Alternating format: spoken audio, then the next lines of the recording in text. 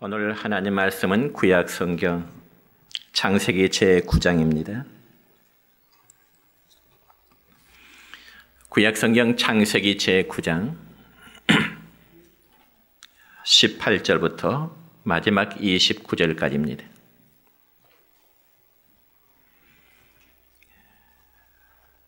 방주에서 나온 노아의 아들들은 셈과 함과 야벳이며 함은 가나안의 아버지라. 노아의 이 세 아들로부터 사람들이 온 땅에 퍼지니라. 노아가 농사를 시작하여 포도나무를 심었더니 포도주를 마시고 취하여 그 장막 안에서 벌거벗은지라. 가나안의 아버지 함이 그의 아버지의 하체를 보고 밖으로 나가서 그의 두 형제에게 알림해 셈과 야벳이 옷을 가져다가 자기들의 어깨에 메고 뒷걸음쳐 들어가서 그들의 아버지의 하체를 덮었으며 그들이 얼굴을 돌이키고 그들의 아버지의 하체를 보지 아니하였더라. 노아가 술이 깨어 그의 작은 아들이 자기에게 행한 일을 알고 이에 이르되 가나안은 저주를 받아 그의 형제의 종들의 종이 되기를 원하노라 하고 또 이르되 셈의 하나님 여호와를 찬송하리로다. 가나안은 셈의 종이 되고 하나님이 야벳을 장대하게 하사 셈의 장막에 거하게 하시고 가나안은 그의 종이 되게 하시기를 원하노라 하였더라. 홍수 후에 노아가 350년을 살았고 그의 나이가 950세가 되어 죽었더라. 아멘. 사랑과 축복의 메시지 나눕니다. 사랑과 축복합니다. 사랑과 축복합니다.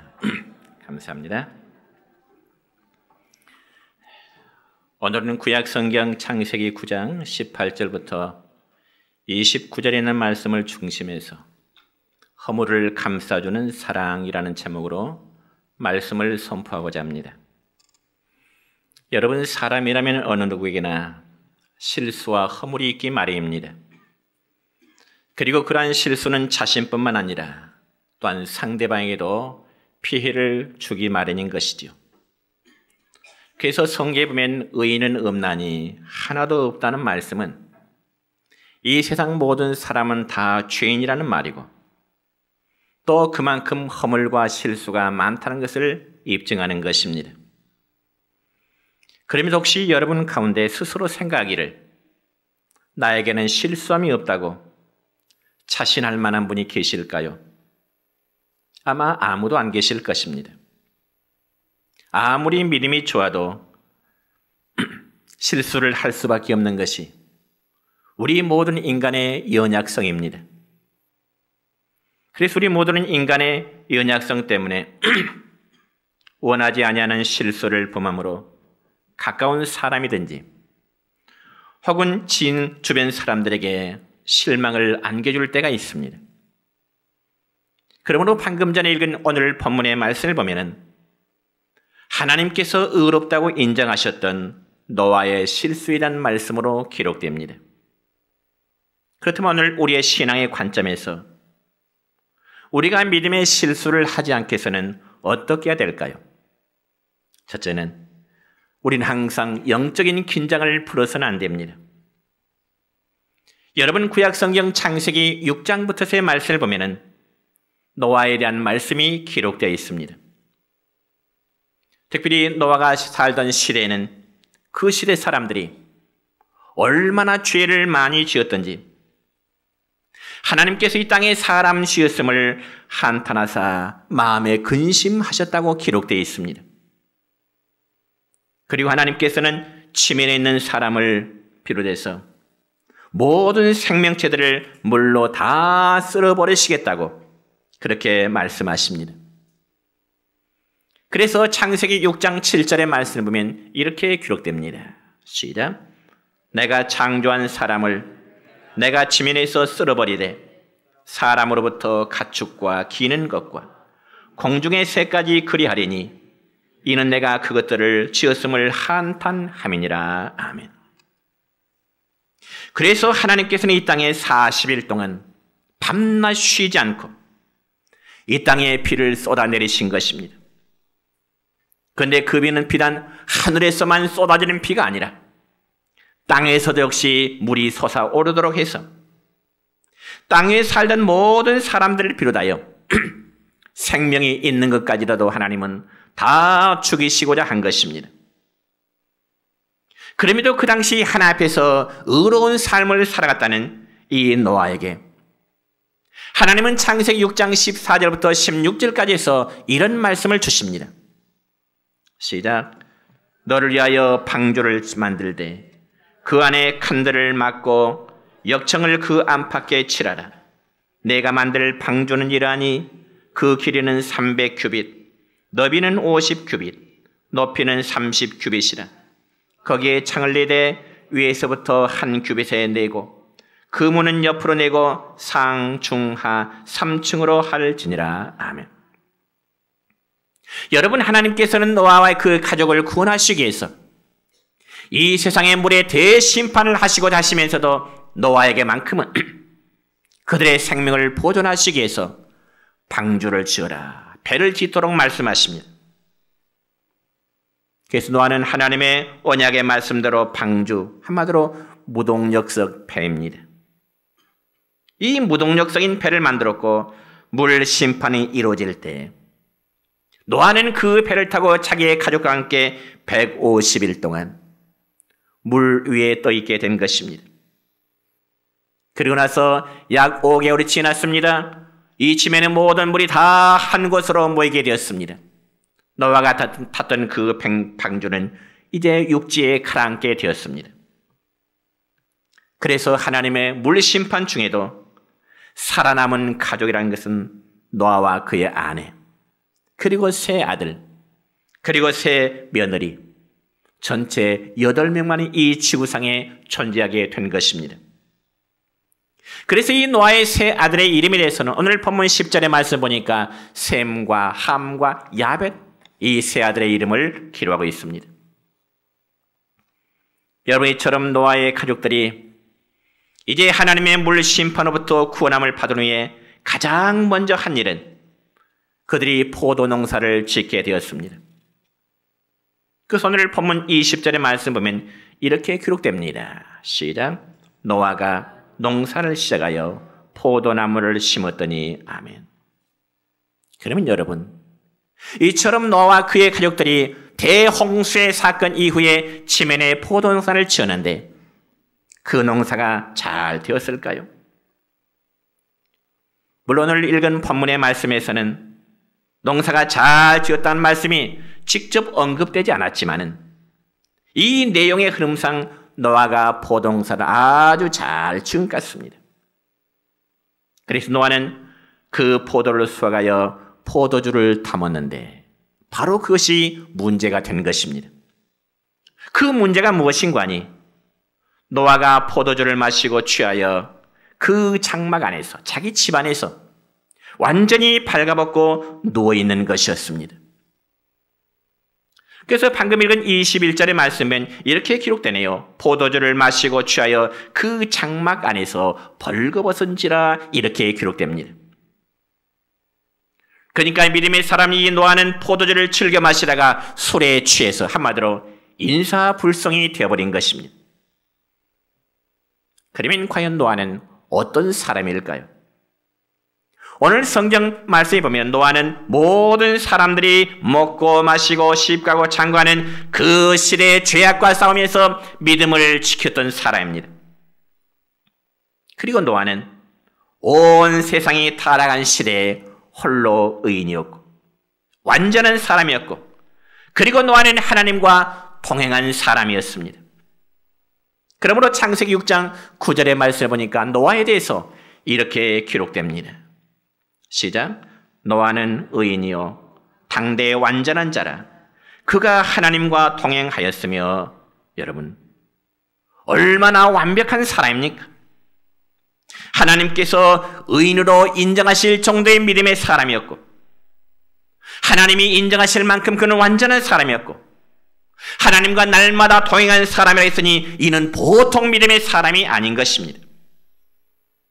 그래서 온 인류가, 아니 지상의 생명체가 다 죽어지는 멸망의 상황 속에서도 노아와 그의 가족만큼은 하나님께서 그들의 생명을 보존케 하신 것입니다. 왜냐하면 하나님께서 노아의 의로움과 그의 믿음을 보셨기 때문인 것입니다. 그런데 여러분, 이러한 노아가 잠시 방심했을 때 그는 여지없이 무너지고야 말았습니다. 다시 말씀드려서 대홍수 사건 이후에 구원을 받은 노아에게 조롱하는 사람은 아무도 없습니다. 아니, 노아를 핍박하는 사람 역시 아무도 없습니다. 왜냐하면 홍수 사건 때 모든 노아의 가족 외에는 다 죽었기 때문에 그렇습니다. 그때 노아는 영적인 긴장을 풀고 방심하게 된 것입니다. 그래서 잠시 방심하는 사이에 자기가 농사지은 그 포도주를 즐겨 마시게 되었고, 그 결과 자식들 앞에서 옷을 벌거벗고 자는 그러한 수치를 보이게 된 것입니다. 그러므로 오늘 창세기 저자가 노아의 사건을 기록하면서 이 시대를 살아가는 저와 여러분에게 말하고자 하는 의미는 인간이 얼마나 연약한 존재인가를 깨우쳐 주기 위함인 것입니다. 여러분, 오늘날 우리 성도들도 마찬가지입니다. 아무리 믿음이 좋은 사람일지라도 잠시라도 방심하면 우리의 생활 속에 거대한 허물과 실수를 남길 수밖에 없습니다. 그래서 성경에 보면 다윗은 젊은 시절 사울왕에게 쫓기고, 그리고 전쟁을 치를 때는 시험에 들거나 다윗이 실수한 적이 없었습니다. 그런데 다윗이요, 왕이 되고 나서 태평성대를 이룰 때 그는 긴장감이 풀리고 낮잠을 자고 일어나 밧세바라는 여인과 간음죄, 간통죄를 짓게 된 것입니다. 사랑하는 성도 여러분이요, 하나님의 사람들은 항상 영적 긴장감을 가지고 깨어있기를 축원합니다.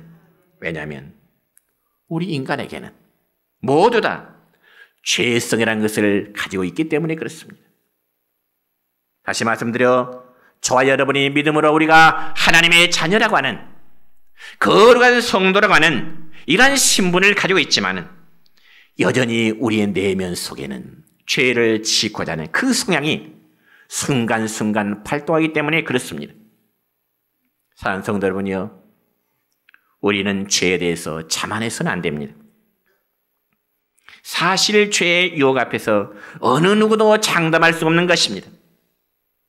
나는 이만큼 신앙이 성장했으니 어떤 죄 앞에서도 나는 넘어지지 않으리. 장담할 수 있는 사람이 과연 누가 있겠습니까? 여러분, 구약성경 창세기 4장 7절 이하의 말씀을 보면 하나님은 가인한 사람에게 이런 말씀하십니다. 시작. 선을 행하지 아니하면 죄가 문에 엎드려 있느니라. 죄가 너를 원하나 너는 죄를 다스릴지니라. 아멘. 여러분, 아무리 성절할지라도 그 내면 속에는 늘 죄를 직구하는 그런 죄의 속성이 있습니다. 죄가 우리들의 발 앞에 엎드려져 있습니다. 그러면 우리가 어떻게 죄를 다스릴 수 있을까요? 어떻게? 저와 여러분 각자가 내 마음 깊은 곳에 죄성이 있다는 사실을 인정해야 됩니다. 그리고 우리 속에 거짓도 엎드려 있음을 인정해야 되고요. 저와 여러분의 마음속에 시기의 마음이 있고요, 질투의 마음이 있고요, 미움의 마음이 있고요, 분노의 마음이 있음을 우리는 인정할 수밖에 없습니다. 그러므로 우리가 경계해야 될 것들은 바로 우리 속에 있는 이런 많은 죄의 소욕들입니다. 그래서 예수님께서도 제자들에게 기도를 가르쳐 주실 때 시험에 들지 않기를 기도하라 말씀하십니다. 너희들이 시험에 들지 않기를 항상 기도해라. 그러면 성도들은 하나님의 복을 받고, 그리고 생활이 안정되었을 때 더욱 깨어있어야 되는 겁니다. 그저 마음이 편하다고 할 때 더욱 주님의 도우심을 구하시기를 축원합니다. 왜냐하면 우리가 영적 자만심에 빠져 있을 때 마귀는 반드시 틈타기 때문에 그렇습니다. 그러므로 신약성경 고린도전서 10장 12절의 말씀 보면은 바울 사도는 고린도 교회 성도들에게 아니면 우리 내정교회 성도들에게 이런 말씀으로 교훈 줍니다. 시작. 그런즉 선줄로 생각하는 자는 넘어질까 조심하라. 아멘. 여러분, 노아가 영적 안일함에 빠져 있을 때 그는 무엇을 통해서 실수하게 되었을까요? 그것은 바로 포도주, 즉 술이었습니다. 그래서 술은 노아와 같이 그 좋은 믿음의 사람도 쓰러뜨릴 만큼 엄청난 힘을 가지고 있는 것입니다. 여러분, 구약성경 잠언 23장에 보면은 술에 대해서 말씀합니다. 뭐라고요? 술이란 인간에게 재앙을 가져오고 근심하게 하고 술은 인간에게 분쟁을 일으킨다고 기록됩니다. 뿐만 아니라 성경은 말씀합니다. 술은 원망하는 말을 하고 까닭 없이 폭력을 휘두르게 되고 자제력을 잃게 만들고 방탕한 생각을 가지도록 이 술이 인간의 마음을 그렇게 흔들어 놓는다는 것입니다. 여러분, 술은 모든 재앙을 불러들이는 원인임을 깨달으시길 바랍니다. 그래서 여러분, 잠언 23장 31절의 말씀 보니까 이런 말씀이 있습니다. 시작. 포도주는 붉고 잔에서 번쩍이며 순하게 내려가나니 너는 그것을 보지도 말지어다.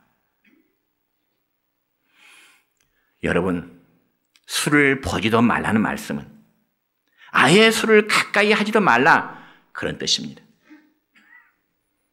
그래서 신약성경 에베소 5장 18절의 말씀에 보면은 술 취하지 말라, 이런 말씀이 있어요. 술 취하지 말라. 이 말씀은 술을 적당히만 마시고 취하지 않으면 된다는 식으로 이해하면 안 됩니다. 여러분, 술 취하지 말라는 이 말씀을 영어 성경에 보니까 Do not get drink with wine, 무슨 뜻인가 하니 술을 적당히만 마시고 취하는 것이 아니라 술을 아예 입에다 갖다 대지도 말아라, 그런 뜻이에요. 요즘 흔히 어떤 사람들은 맥주는 술이 아니고 음료수 정도로 취급하는 분이 있는 것 같아요. 착각하지 마시기 바랍니다. 스스로 자신의 행위에 대해서 변호하지 마시기 바랍니다. 성경이 아닌 것은 아닌 거예요. 그러면 성도들은 영적 나타문에서 술 마시는 그러한 방탕함에 이르지 않기를 축원합니다.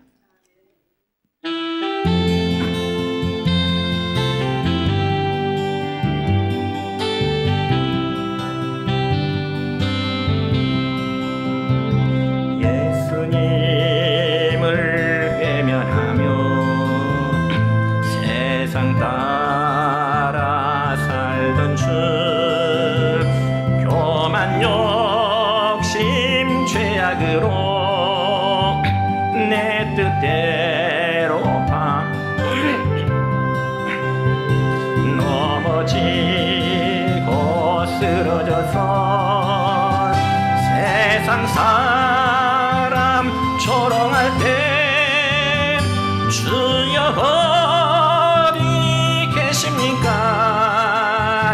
이 죄인 울고 있어요. 사랑하는 자녀야,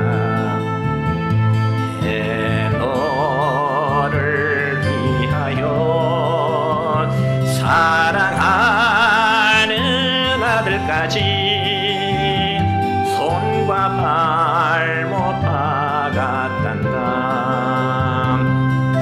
강자처럼 길을 잃고 절망 속에 헤맨 몸, 시기 질투 죄악으로 내 뜻대로 살아가다 찢어지고 병들어서 세상 사람 외면할 때 주여 어디 계십니까? 이제 흰 찾고 있어요. 사랑하는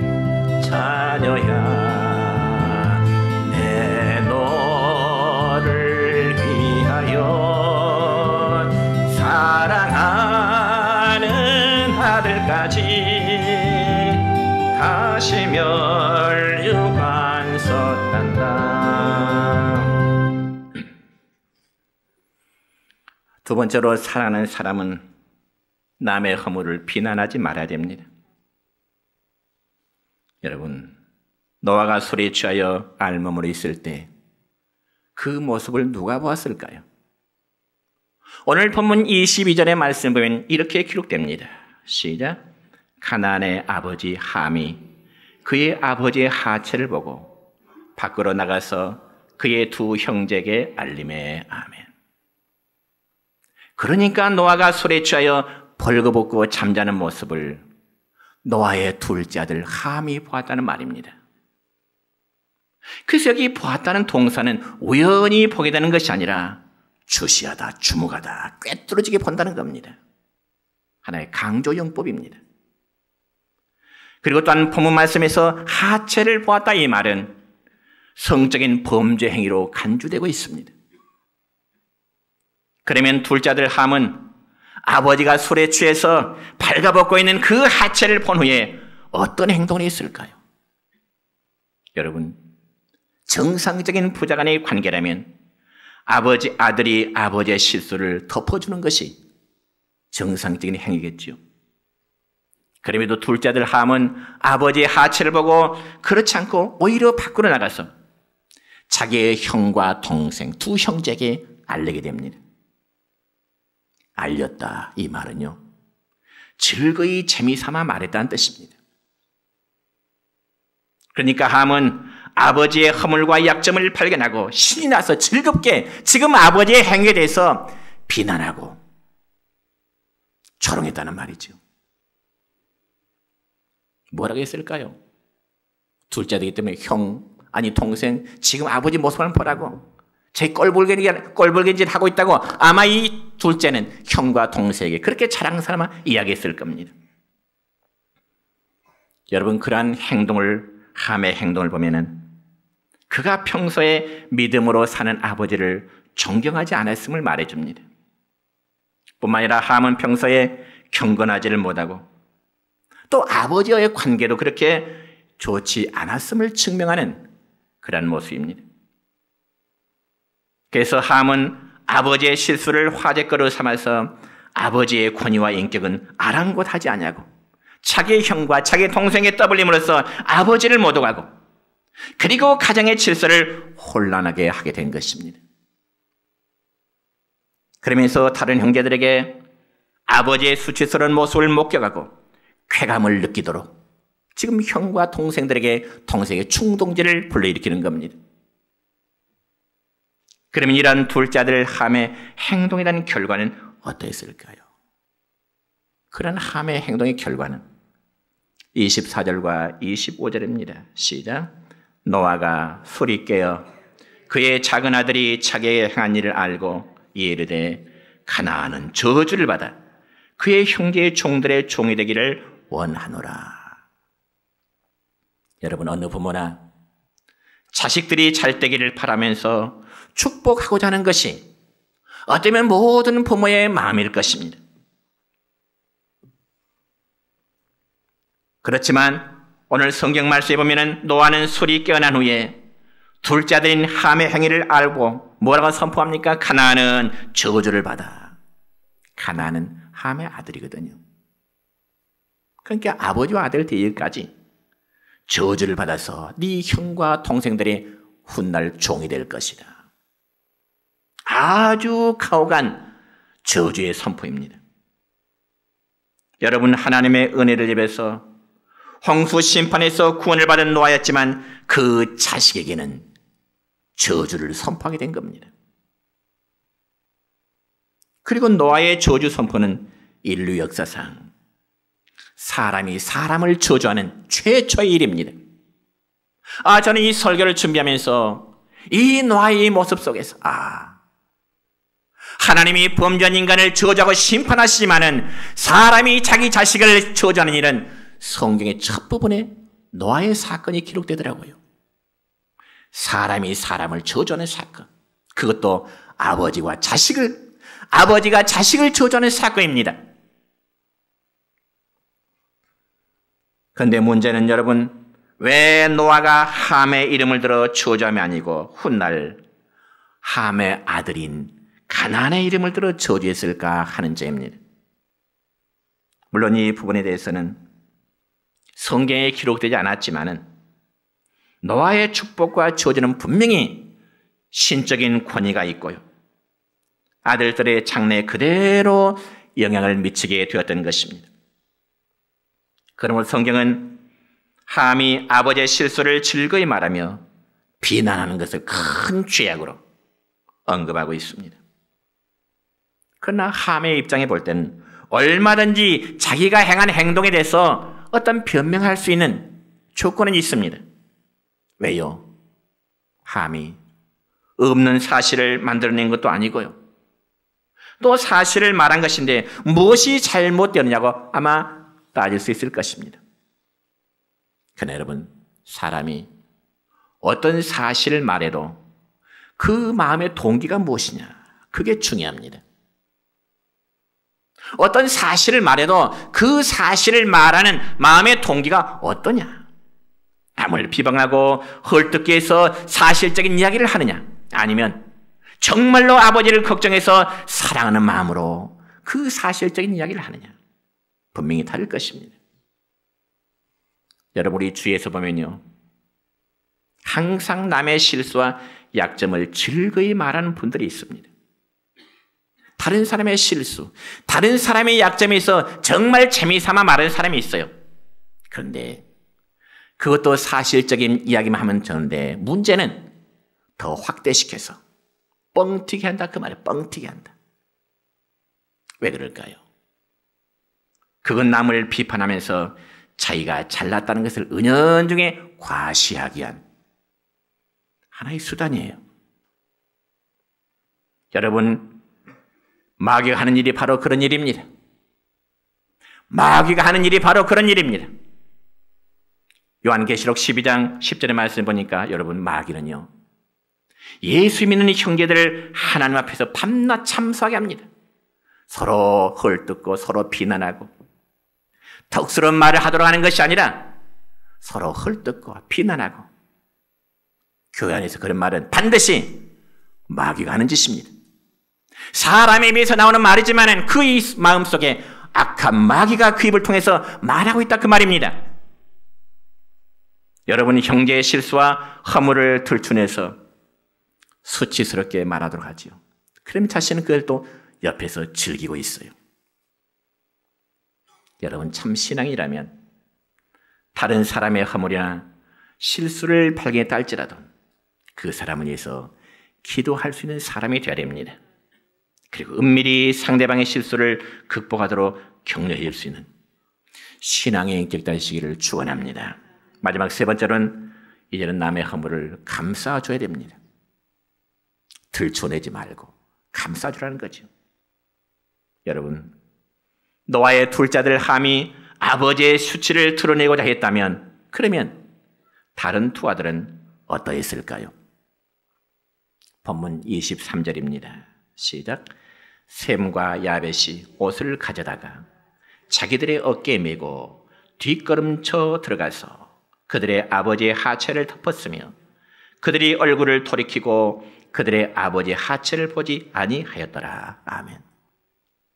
그러니까 첫째 아들 셈과 그리고 셋째 아들 야벳은 아버지가 술에 취해서 벌거벗고 있자 아버지의 옷을 준비해서 자기들의 어깨에 메고 뒷걸음질 쳐 들어가서 아버지의 하체를 덮어주었다고 기록됩니다. 그러니까 이 두 아들은 아버지의 허물과 약점을 감싸주고요, 아버지라는 경외심을 잃지 않았던 것입니다. 왜냐하면 이들에게는 하나님을 경외하는 믿음이 셈과 그리고 야벳에게 있었기 때문입니다. 그리고 이들은 아버지의 허물을 방관하지 아니하고요, 적극적으로 가림으로써 아버지의 명예와 아버지의 인격이 더 이상 실추되지 않도록 막아주는 행위를 했던 것입니다. 그러니까 이들은 아버지에 대한 사랑과 존경으로서 아버지의 허물을 넉넉히 덮고도 남음이 있는 어떤 믿음의 인격자였습니다. 사랑하는 성도 여러분이요, 남의 실수에 대해서 비판과 조롱은 상대방의 마음과 명예를 상하게 하지만 반대로 남의 허물과 실수를 사랑함으로 감싸준 행위는 남과 자신을 유익되게 됨을 믿으시기 바랍니다. 그래서 오늘 본문 26절의 말씀 보면은 노아는 셈에 대해서 먼저 축복을 합니다.